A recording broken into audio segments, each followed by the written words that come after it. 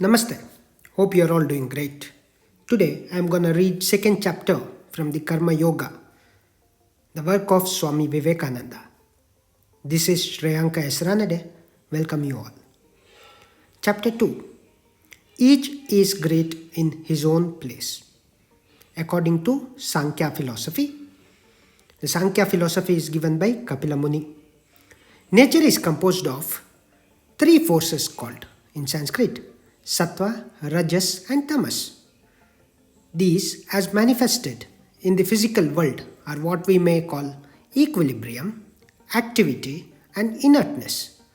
Tamas is typified as darkness or inactivity. Rajas is activity, expressed as attraction or repulsion. And Sattva is the equilibrium of the two. That is Sattva, Rajas and Tamas. In every man there are three forces. Sometimes Tamas prevails. We become lazy. We cannot move. We are inactive, bound down by certain ideas or by mere dullness.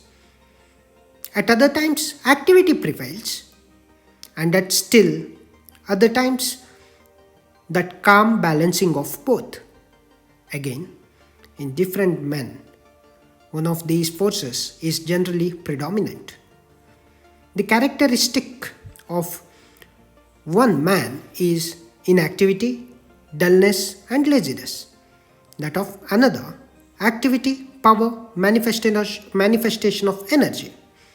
And in still another, we find the sweetness, calmness, and gentleness, which are due to the balancing of both action and inaction. So, in all creation, in animals, plants, and men, we find the three or less typical manifestation of all these different forces. Karma Yoga has specially to deal with these three factors by teaching what they are and how to employ them. It helps us to do our work better. Human society is a graded organization. We all know about morality and we all know about duty. But at the same time, we find that in different countries, the significance of morality varies greatly. What is regarded as moral in one country may in another be considered perfectly immoral. For instance, in one country, cousins may marry. In another, it is thought to be very immoral. In one, men may marry their sister-in-laws. In another, it is regarded as immoral. In one country, people may marry only once. In another, many times, and so forth. Similarly, in all other departments of morality, we find the standard varies greatly. Yet, we have the idea that there must be a universal standard of morality. So, it is with duty. The idea of duty varies much among different nations. In one country, if a man does not do certain things, people will say he has acted wrongly. While if he does those very things in another country, people will say that he did not act rightly. And yet, we know that there must be some universal idea of duty. In the same way, one class of society thinks that certain things are among its duty, while another class thinks quite the opposite and would be horrified if it had to do those things. Two ways are left open to us. The way of the ignorant, who think that there is only one way to truth and that all the rest are wrong. And the way of the wise, who admit that, according to our mental constitution, or the different planes of existence in which we are. Duty and morality may vary. The important thing is to know that there are gradations of duty and of morality. That the duty of one state of life in one set of circumstances will not and cannot be that of another. To illustrate, all great teachers have taught resist not evil. I repeat, resist not evil. That non resistance is the highest moral ideal.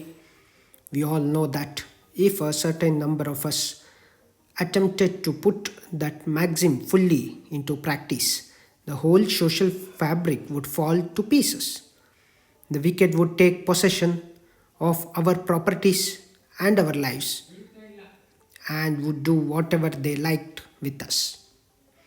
Even if only one day of such non resistance were practiced, it would lead to disaster.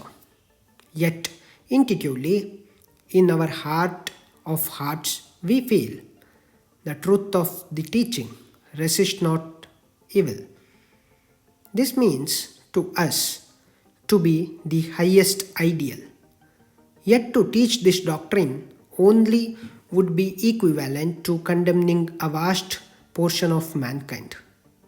Not only so, it would be making men feel that they were always doing wrong and causing them scruples of conscience in all their actions.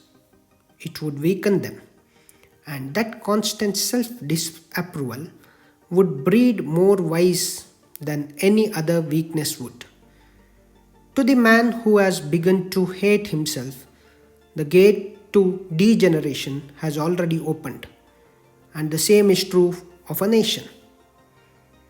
Our first duty is not to hate ourselves, because to advance we must have faith in ourselves first and then in God.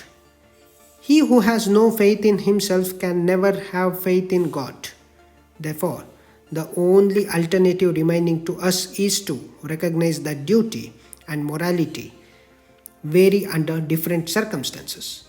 Not that the man who resists evil is doing what is always and in itself wrong, but that in the different circumstances in which he is placed, it may become even his duty to resist evil. In reading the Bhagavad Gita, many of you in Western countries may have felt astonished at the second chapter, wherein Sri Krishna calls Arjuna a hypocrite and a coward because of his refusal to fight or offer resistance on account of his adversaries being his friends and relatives, making the plea that non resistance was the highest ideal of love. This is a great lesson for us to learn that in all matters the two extremes are alike. The extreme positive and the extreme negative are always similar. When the vibrations of light are too slow, we do not see them, nor do we see them when they are too rapid. So, with sound, when very low in pitch, we do not hear it. When very high, we do not hear it either. Of like nature is the difference between resistance and non resistance. One man does not resist because he is weak, lazy, and cannot, not because he will not.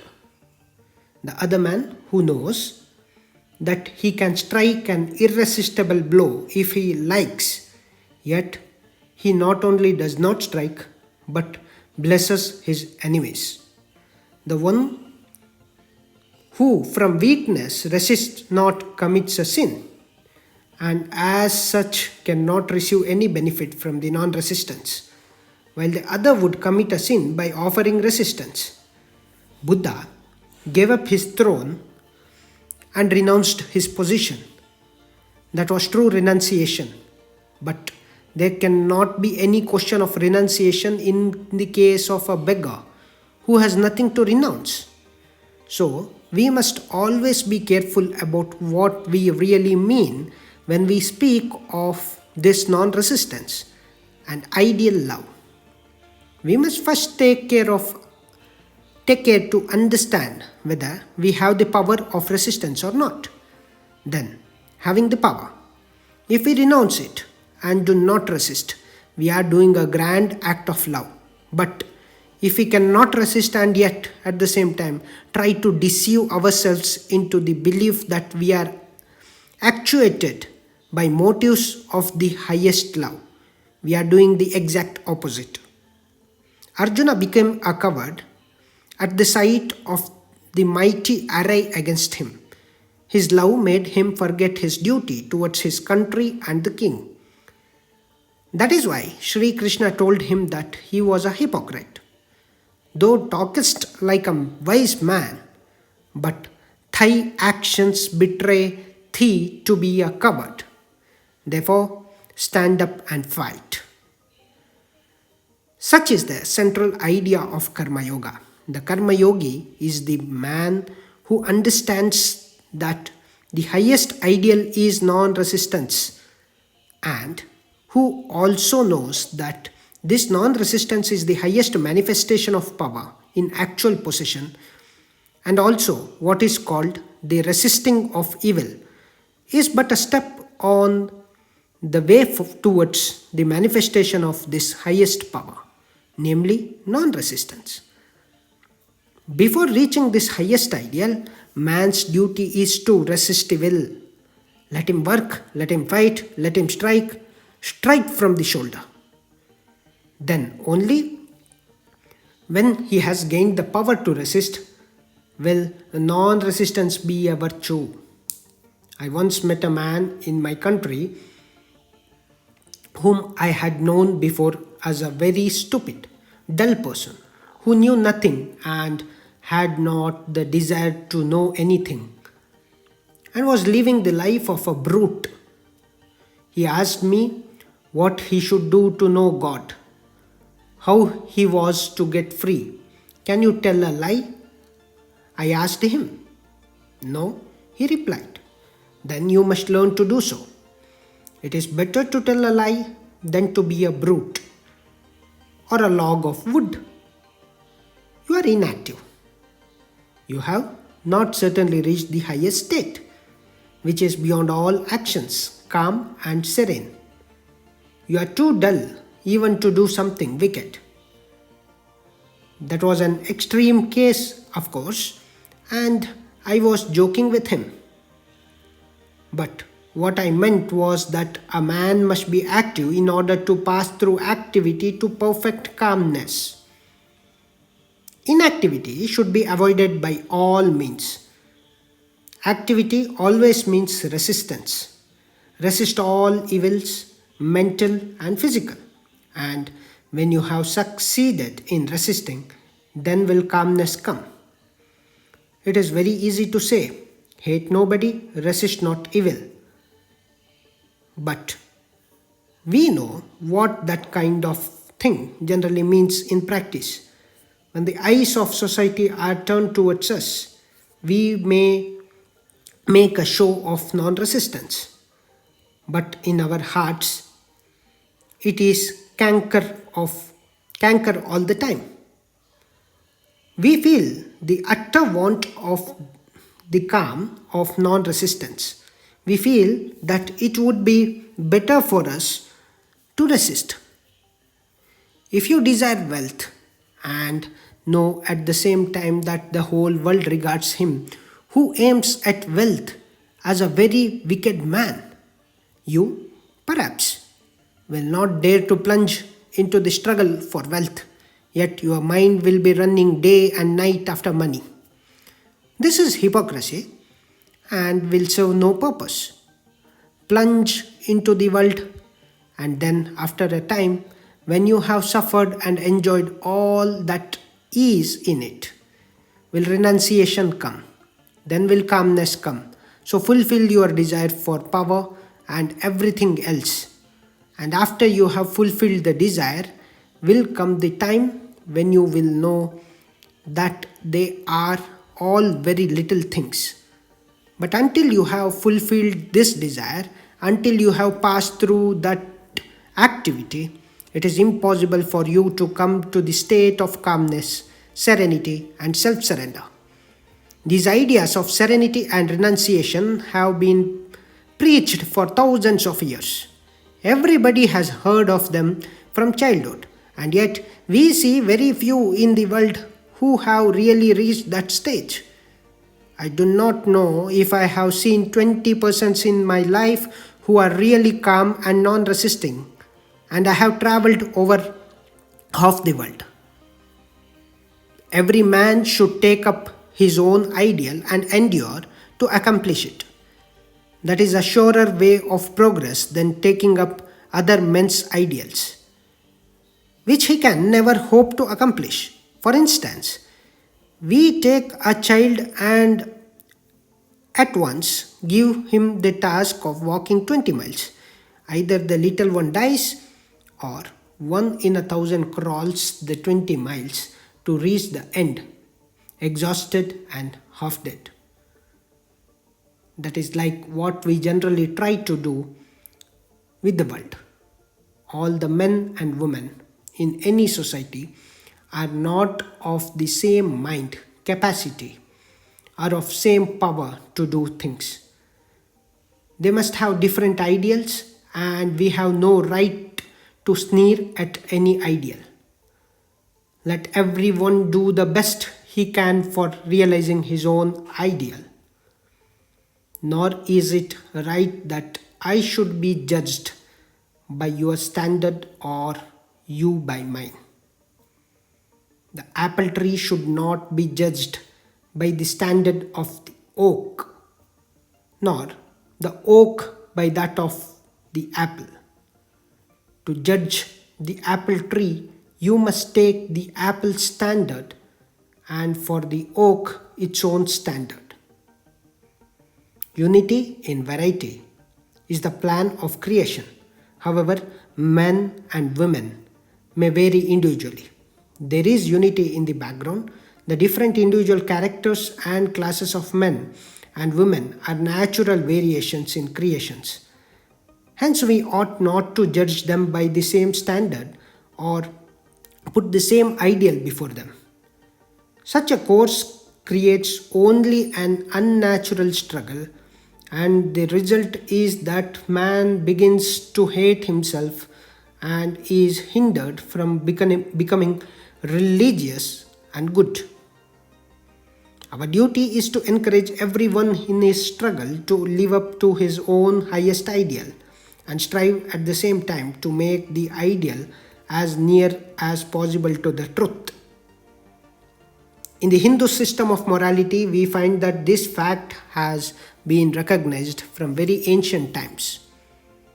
And in their scriptures and books on ethics, different rules are laid down for the different classes of men: the householder, the sannyasin, that is, the man who has renounced the world, and the student.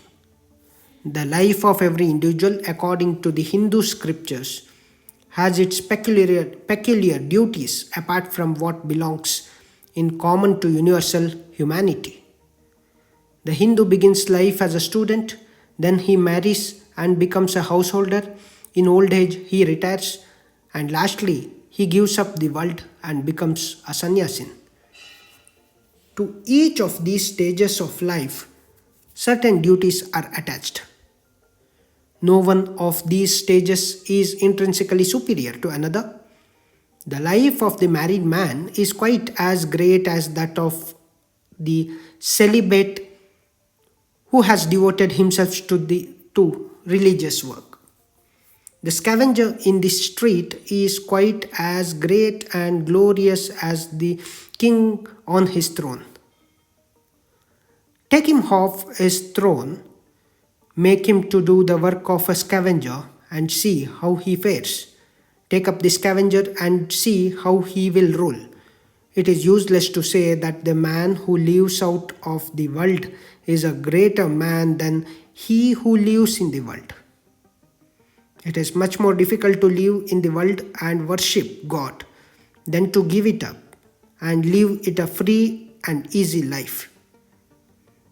The 4 stages of life in India have in later times been reduced to 2, that the householder and of the monk.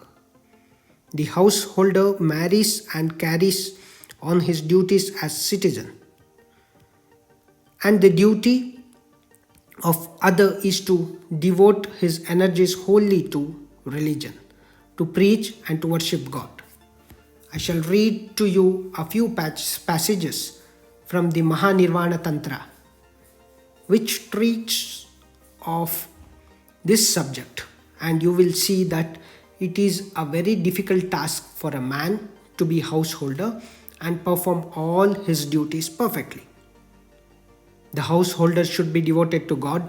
The knowledge of God should be his goal of life, yet he must work constantly, perform all his duties. He must give up the fruits of his actions to God. It is the most difficult thing in this world to work and not care for the result.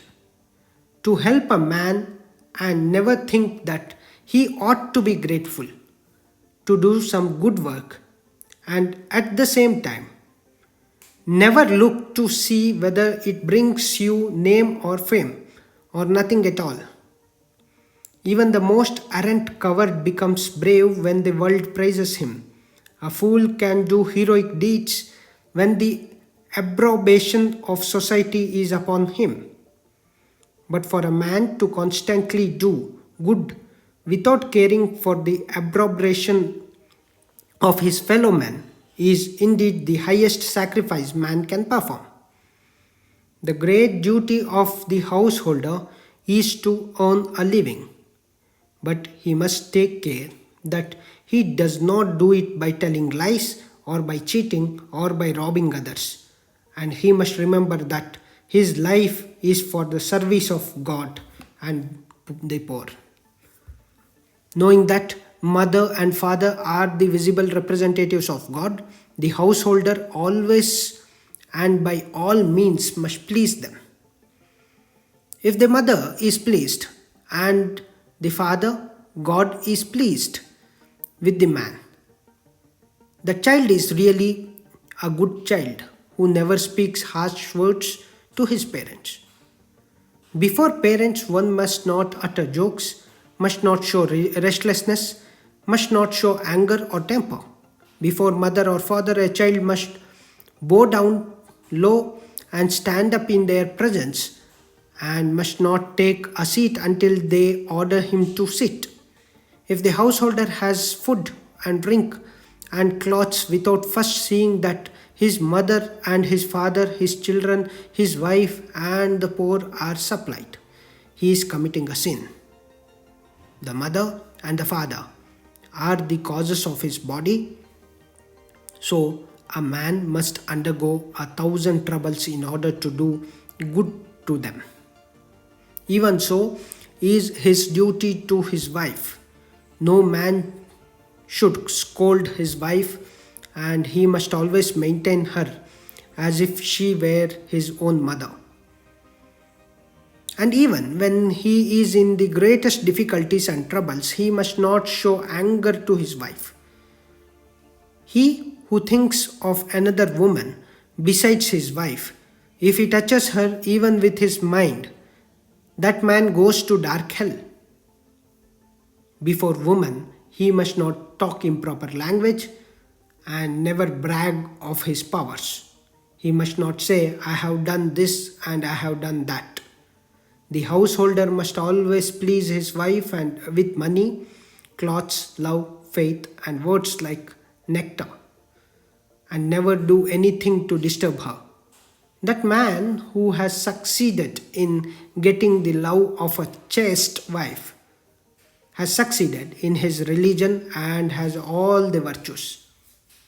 The following are the duties towards children.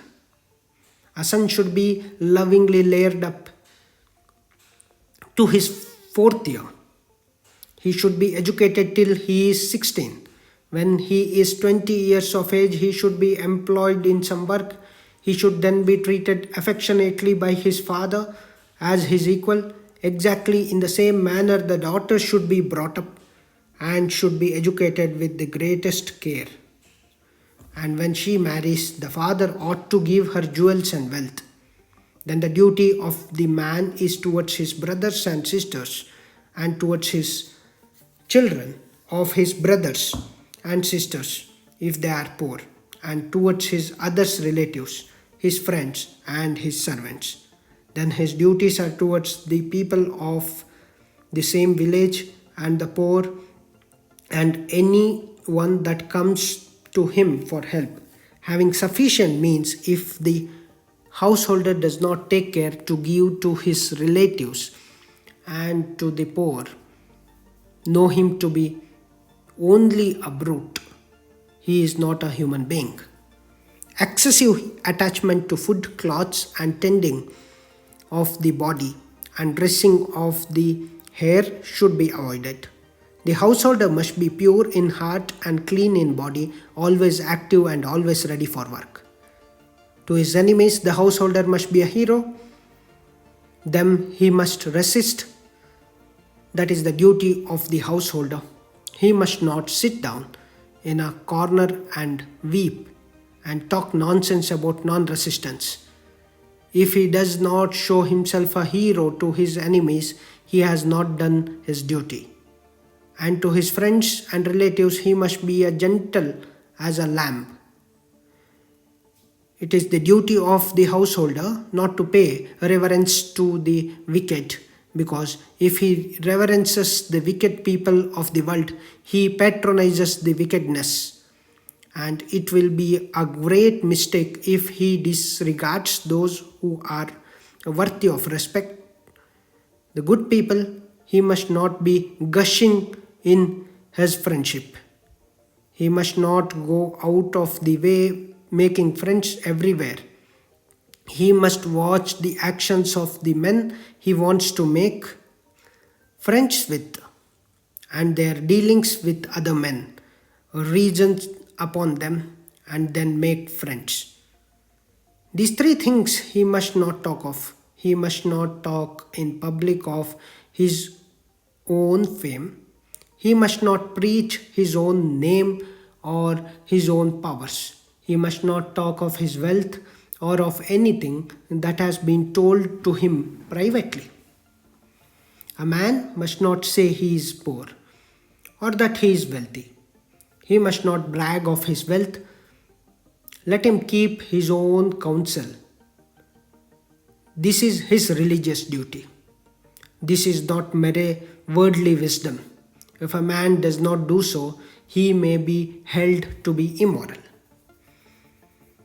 The householders is the basis, the prop of the whole society. He is the principal earner. The poor, the weak, the children, and the women who do not work all live upon the householder. So there must be certain duties that he has to perform, and these duties must make him feel strong to perform them and not make him think that he is doing things beneath his ideal. Therefore, if he has done something weak or has made some mistake, he must not say so in public. And if he is engaged in some enterprise and knows he is sure to fail in it, he must not speak of it. Such self exposure is not only uncalled for but also unnerves the man and makes him unfit for the performance of his legitimate duties in life. At the same time, he must struggle hard to acquire these things. Firstly, knowledge, and secondly, wealth. It is his duty, and if he does not do his duty, he is nobody. A householder who does not struggle to get wealth is immoral. If he is lazy and content to lead an idle life, he is immoral because upon him depend hundreds. If he gets riches, hundreds of others will be thereby supported. If there were not in his city hundreds who had striven to become rich and who had acquired wealth, where would all this civilization and these alms houses and great houses be? Going after wealth in such a case is not bad, because that wealth is for distribution. The householder is the center of life and society. It is a worship for him to acquire and spend. Wealth nobly. For the householder who struggles to become rich by good means and for good purposes is doing practically the same thing for the attainment of salvation as the anchorite does in his cell when he is praying.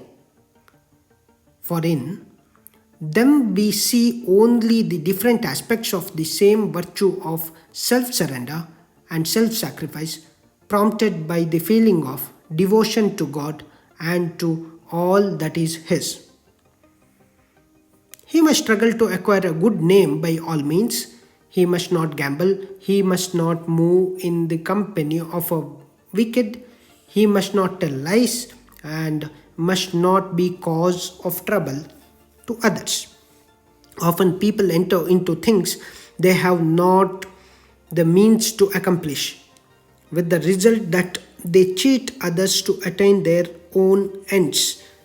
Then there is in all things the time factor to be taken into consideration. What at one time might be a failure would perhaps at another time be a very great success. The householder must speak the truth and speak gently using words which people like, which will do good to others, nor should he talk of the business of other men. The householder, by digging tanks, by planting trees on the roadsides, by establishing rest houses for men and animals, by making roads and buildings, bridges, goes towards same goal as the greatest yogi. This is one part of doctrine of karma yoga. Activity, the duty of the householder.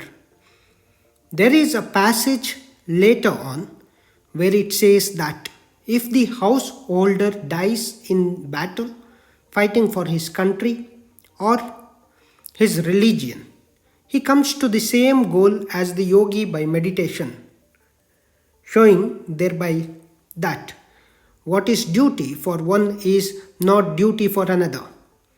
At the same time, it does not say that this duty is lowering and the other elevating. Each duty has its own place, and according to the circumstances in which we are placed, we must perform our duties. One idea comes out of all this: the condemnation of all weakness. This is a particular idea in all our teachings, which I like, either in philosophy or in religion or in work. If you read the Vedas, you will find this word always repeated: fearlessness, fear nothing. Fear is a sign of weakness. A man must go about his duties without taking notice of the sneers and the ridicule of the world. If a man retires from the world to worship God, he must not think that those who live in the world and work for the good of a world are not worshipping God.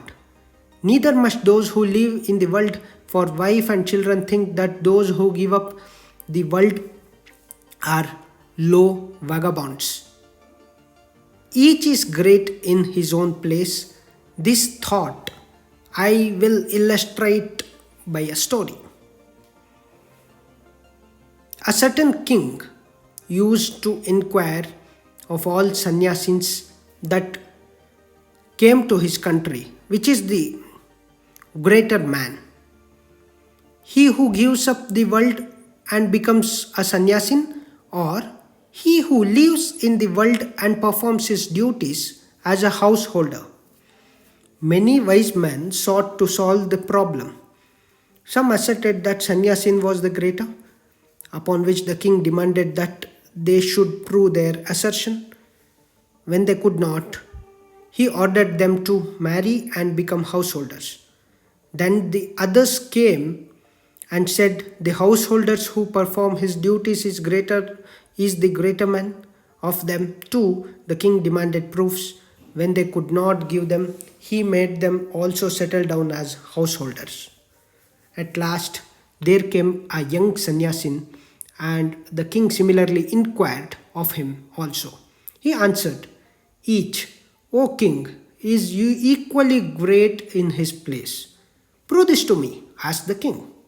I will prove it to you, said the sannyasin. But you must first come and live as I do for a few days, that I may be able to prove to you what I say. The king consented and followed the sannyasin out of his own territory and passed through many other countries until they came to a great kingdom.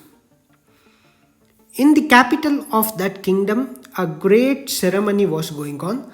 The king and the sannyasin heard the noise of drums and music and heard also the prayers.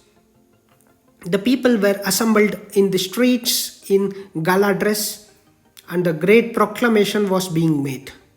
The king and the sannyasin stood there to see what was going on.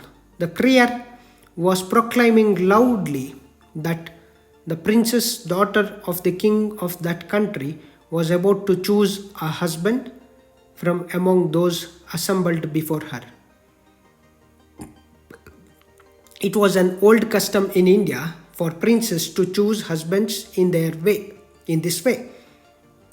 Each princess had certain ideas of the sort of man she wanted for a husband.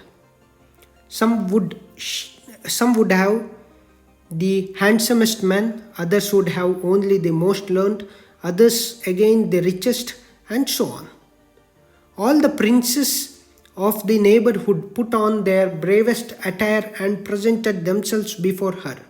Sometimes they too had their own careers to enumerate their advantages and the reasons why they hoped the princess would choose them.